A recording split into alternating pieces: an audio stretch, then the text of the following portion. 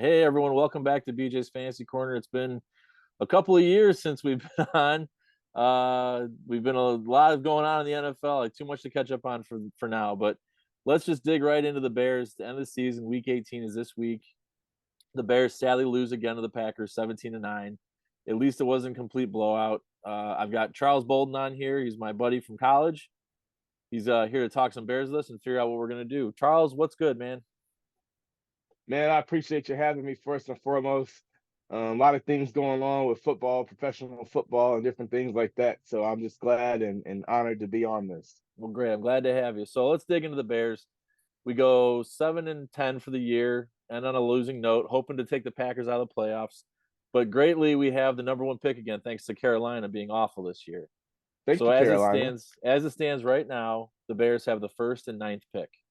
The great question everyone's been asking, everyone wants to know, what do we do with that, and what do we do with Justin Fields? Charles, I'll let you give your opinion first, since you're my guest. What do you see us doing? What do you want? Okay, what do you see us doing realistically, knowing the team, and what's your wish list happen?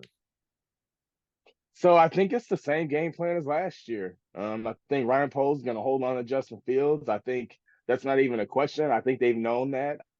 I think all the other talk has either been for more draft capital to try to build up that pick value, and just for people in the city to talk about. I think if you're looking at the games, with any kind of broad scope, unless you just don't like Justin Fields, the way he's performed with what he's had, um, I think it's simple. You build around him. You want to get a receiver with that first pick, Marvin Harrison Jr. You talk about generational. He's generational. You want that guy.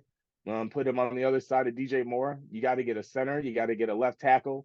You need another guy on the edge on defense, which they have money through free agency. So you pick up somebody with that. Maybe you go out and get, like a Chase Young potentially if you do a good job in the draft and give him to a shorter deal with maybe incentives, and something like that. But you definitely got to get Marvin Harrison at that pick, maybe slide to maybe two or three.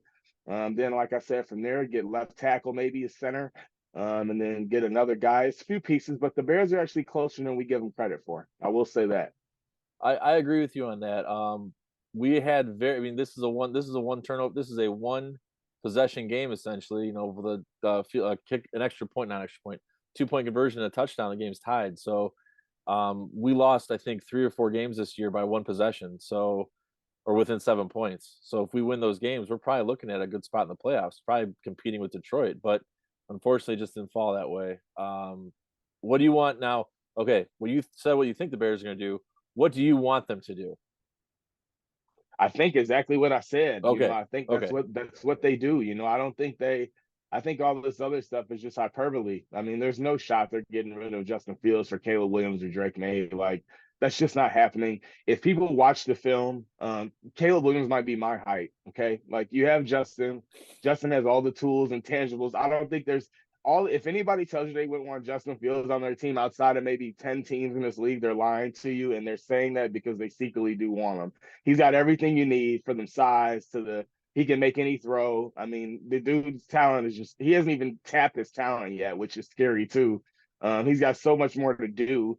Defenses are game planning to stop DJ Moore every week, and DJ Moore has had the best season of his career, basically just as the only option when that's literally what every defense is doing every week to stop him. So that speaks. And then if you look at Justin Fields for completion percentage, his numbers, to DJ Moore, a guy who can actually run routes the right way and catch the ball at any point in the game. That just speaks the ability that Justin Fields has and what he can do if given somebody who can make plays. It's not always about people talk about names. It's not about that. You see a guy like CJ Stroud. It's not about Tank Dell can run routes and catch the ball. It's literally that. You make this simple. It's not about the star. You don't need stars. You need guys that are doing their jobs. And the Bears just don't have that offensively. Besides DJ Moore, Komet's good. He's solid. He's a top 10 tight end, but that position's also not as valuable as it's been in the past as far as like the guys that are just elite at that spot. Travis Kelsey, you could argue he's on the decline. You know what I mean? You get a guy like Laporte on the rise. So that's a position that doesn't have a ton of depth in the league. So it's wide open for him.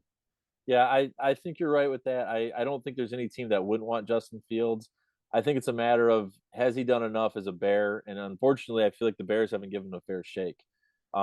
His first year, he threw it out because he was a rookie and it was Matt Nagy and he was left out there to die. His second year, you almost have to throw out as well because they revamped the whole offense. They tore it all down to the studs. Who is he throwing to? Equinemius St. Brown was the most important receiver he had. That guy could block. That's all Who? he could do. Who? Exactly. Who? ESB. Oh yeah. Equinemius St. Oh Brown. yeah. Oh, that People, guy that dropped passes in the fourth quarter when they also throw against Justin for not being able to come through, but we're also not paying attention to all the drops late in games in no, the fourth I quarter know, I know. either. People constantly say it's Justin Fields. Well, Justin Fields can't catch the ball he's throwing to himself. I mean, He sure can't. if guys can't catch the ball, he's not going to have good numbers. It's the way it is. So my take on the whole thing is the Bears are going to. I think you're right. The Bears are going to keep him. The Bears right now sit at 1-9. Two is Washington, three are the Patriots, four are the Cardinals. So I think if you're going to trade, it's going to trade back to two or three. I don't think the Cardinals are Yep. going to move off Kyler Murray. I think they just paid him Nope. a whole bunch of money, and there's probably new They Call of Duty can't. come. They Yeah. can't. Well, no, don't ever say they can't. Aaron Rodgers they let go of Aaron Rodgers. They get all that money. So no team is never going to get rid of a guy because of the money. I mean, they shouldn't, True. but I True, think but they they're essentially when you fire the head coach, you got to pick one of the two, right? So yeah, now you're in a position they got rid of Kingsbury because he wasn't the answer, and Kyler Murray they didn't click well, right? DeAndre Hopkins, him and Kyler Murray didn't necessarily click well, right? right. So they made moves kind of in favor of Kyler Murray, and you kind of saw it trending that way. Yeah. So okay, the Bears are going to keep Justin Fields. They're going to trade the pick. And my prediction is they're going to trade with the Patriots. I really think they're going to trade back to the Mm. Patriots at 3. I think you're going to see the Patriots jump up and grab Caleb Williams or Drake May, one of the two, whoever. And if Bill Belichick's there, who knows? Bill Belichick might be out of town. There's word that he could either retire or they could just mutually say we're going to go our separate ways and relieve him of his contract, or they could trade. All signs kind of point to that, right? Right. I mean, it could be traded. They could possibly trade him too. The problem is they're gonna ask a lot for one of the winningest coaches in NFL history, and arguably one of the best ever. So he's gonna garner a huge payday, probably a lot more than Yeah, Sean Payton got.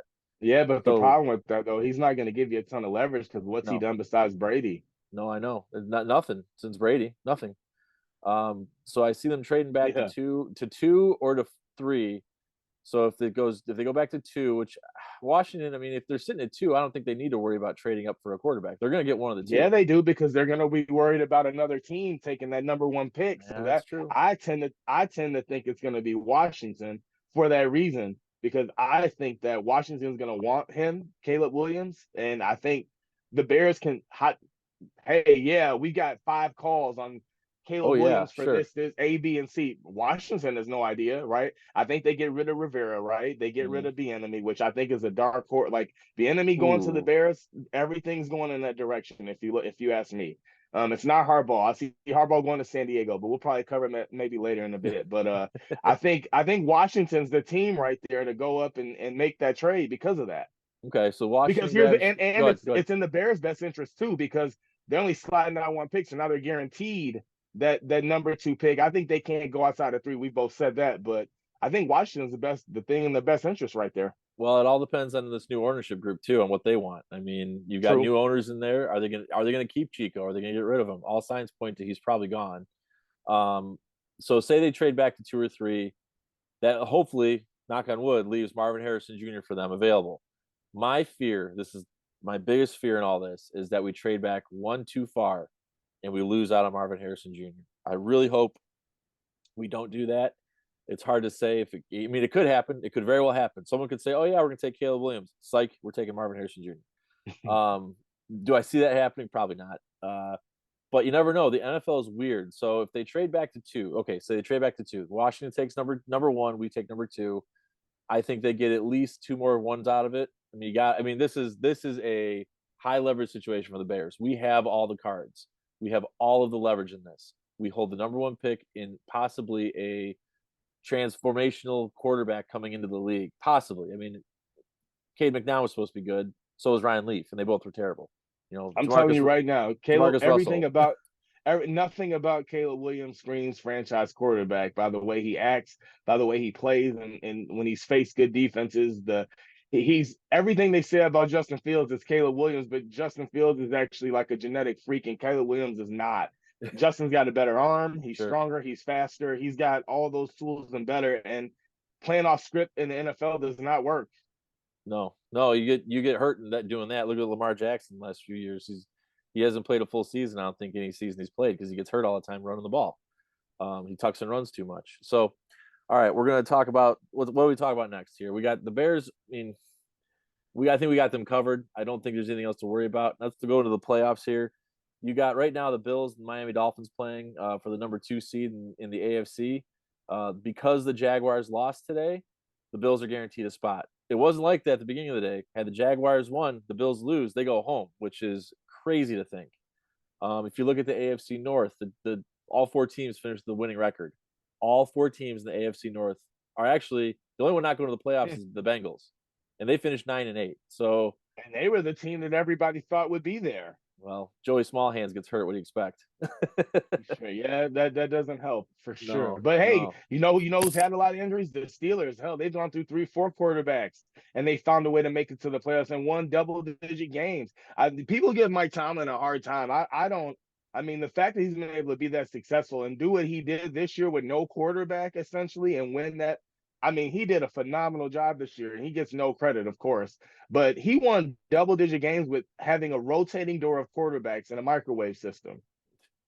Double and hey, 17 straight seasons of 500 or more a better ball. That is He incredible. he's never had a losing season. He's coached for 17 years. He's had a winning or 500 record every single time. There's a reason why Pittsburgh doesn't fire their coaches. They've picked nothing but winners.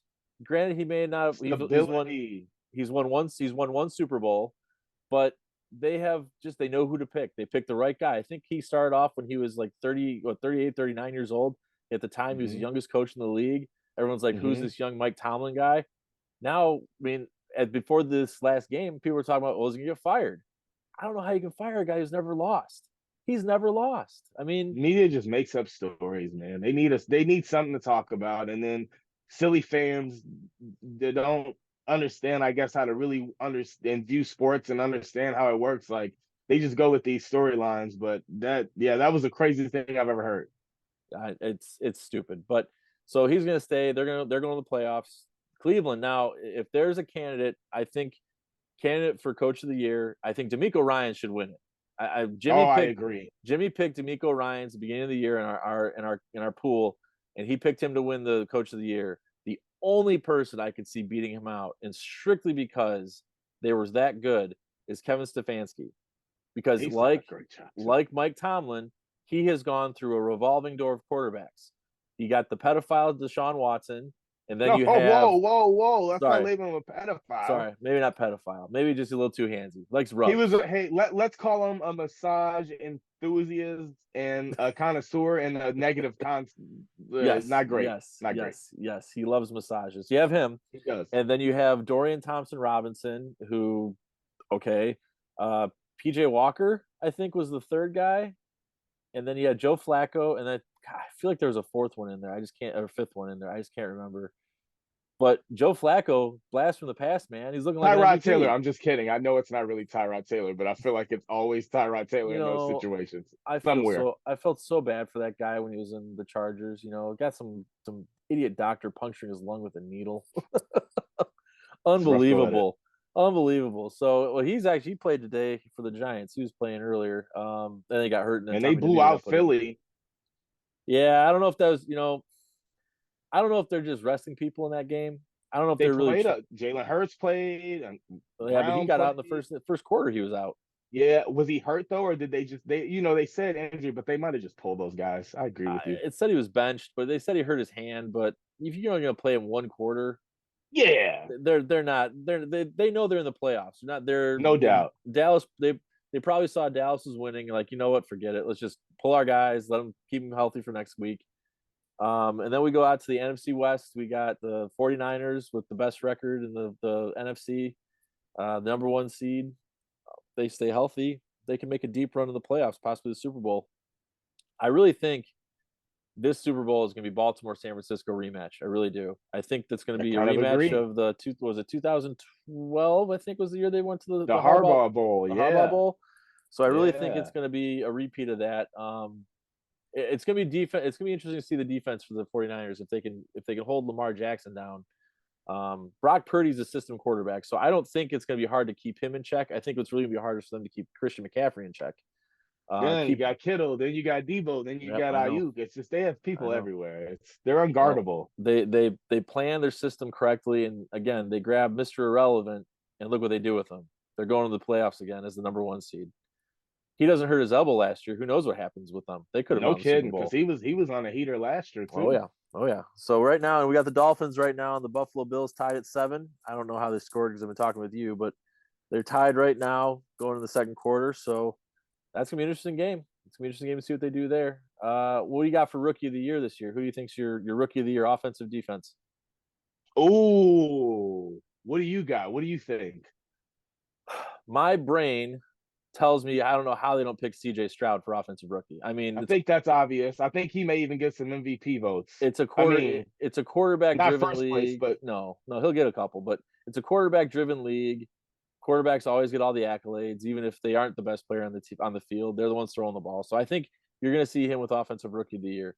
Defensive rookie of the year, I think it's Will Anderson Jr. I think it's going to be a double dip in Houston. I really do.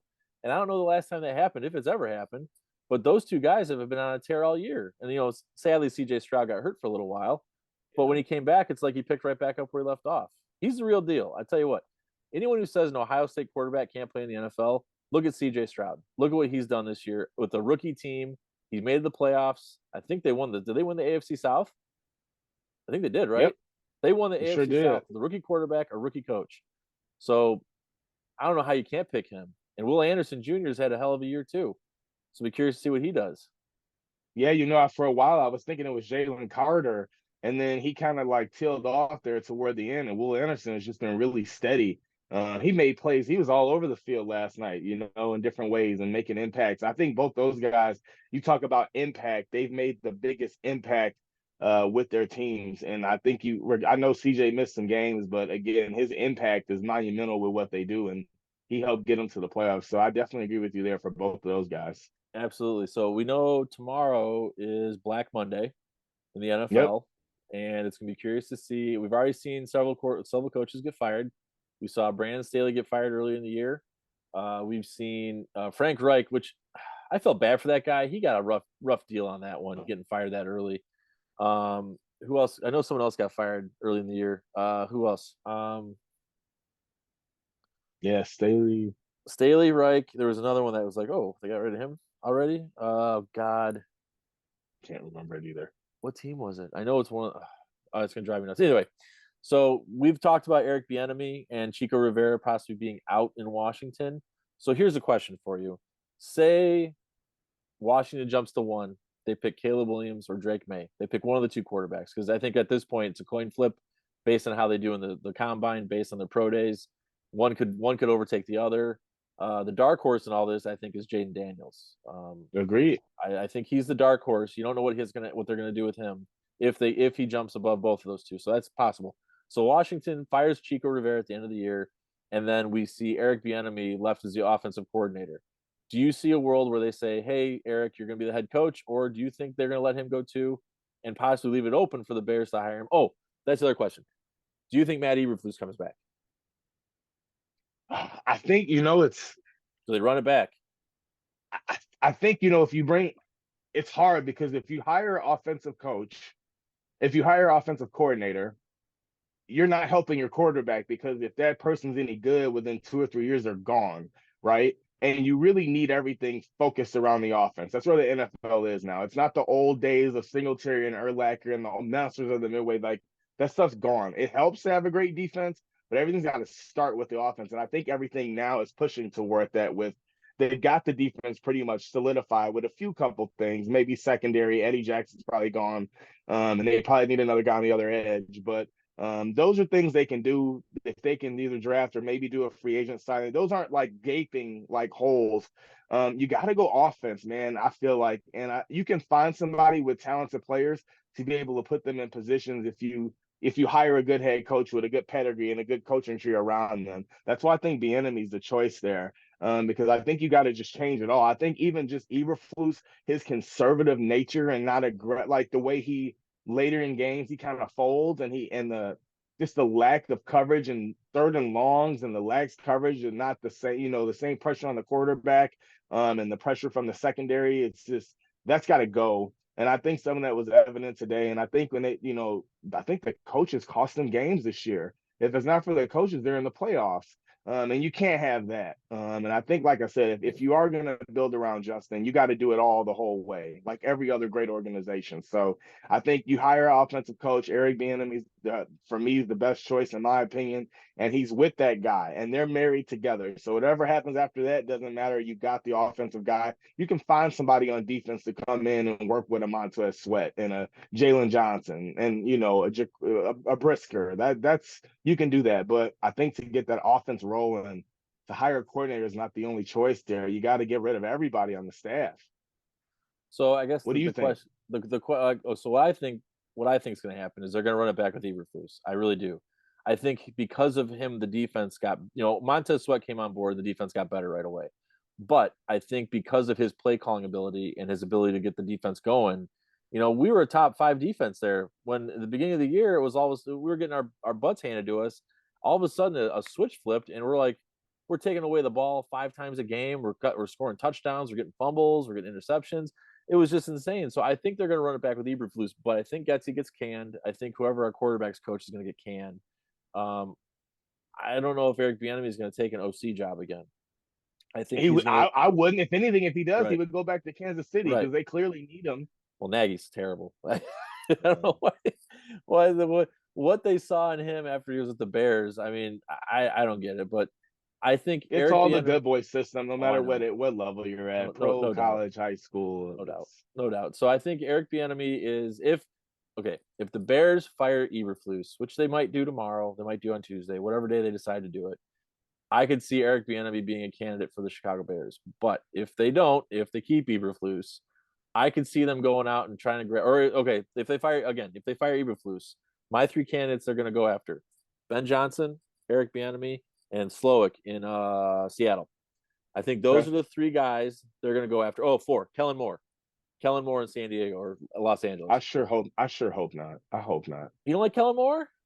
I don't. Ran the greatest show on turf, Blue Smurf turf, man. Boise Ugh, State. No, ugh. so I mean, I see it both ways. I see them picking I staying guess I with look at it like Eberflus. this for Kellen Moore. What's he done? Dak has flourished after Kellen Moore left. So that Yeah. kind of tells me all I need to know about that. Well, and again, unfortunately for him, Justin Herbert got hurt earlier in the year. I mean, Okay, we I'm don't. gonna say something that people are gonna. Oh no. Justin Herbert is overrated, and so is Trevor Uh-oh. Lawrence. I'm Oh just gonna say it. no. I'm just gonna Don't say you it. dare talk bad I'm about throwing. our long-haired white boys. I'm just gonna throw it out there, and I think they've built around him unlike a guy. And I hate everything always comes back to Justin Fields, but I think if you put Justin in that offense, I think you see different results in that team. But I think Trevor Lawrence is overly hyped. He's turned the ball over at a tremendous rate.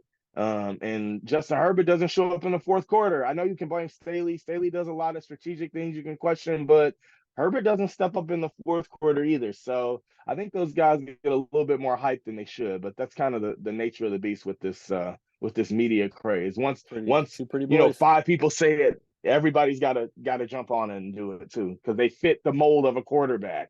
Yep, prototypical quarterback. Tall, athletic, strong arm, blah blah blah. One's got really ugly, really terrible skin. That's why he's on Clearasil. Just saying. Anyway, yeah, if you look at Trevor Lawrence's numbers compared to Justin Fields, they're almost identical. If you actually pull up the numbers.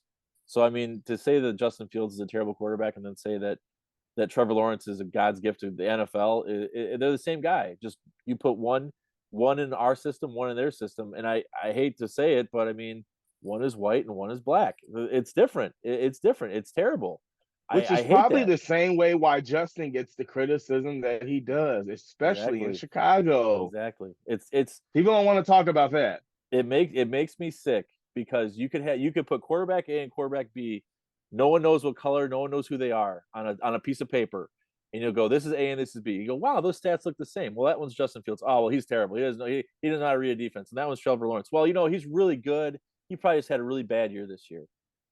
It's the same guy. They do the same thing. So and it Trevor, just like but it's not because Trevor Lawrence has a better team. well, I don't know if he does. I mean, Trevor Lawrence is a better ETN, team. I mean, Evan ATN's yeah, Ingram, yeah. I mean, but Calvin that Ridley, yeah, but they finished 9-8. They finished Zay 9-8. Jones. They finished one game better than us, or two Well, games in a better than better us. division, and the Jaguars, they made the playoffs last year.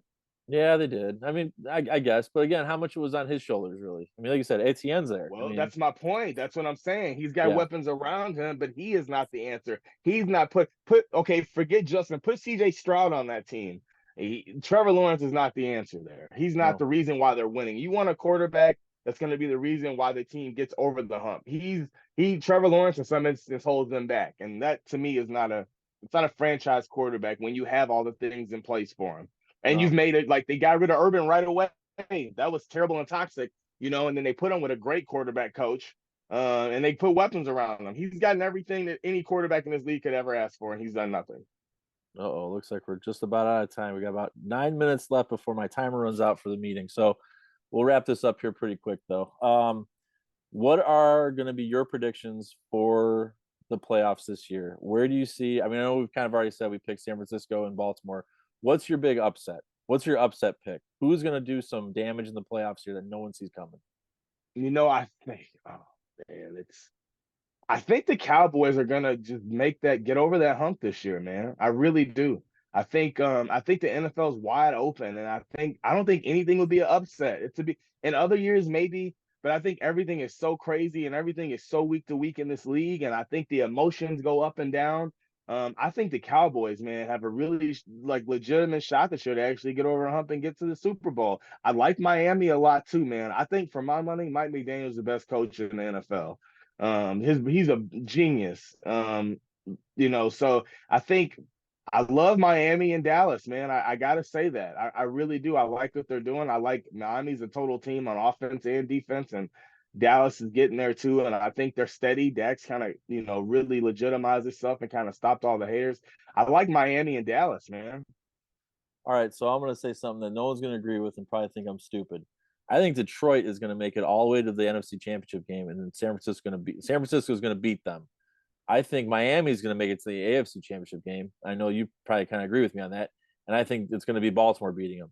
But I think that you're going to see the Houston Texans. I don't know who they play first. I guess it all depends on this game tonight because I think It does. Yep. the Texans play they're a division winner, but I don't know what their seed's going to be.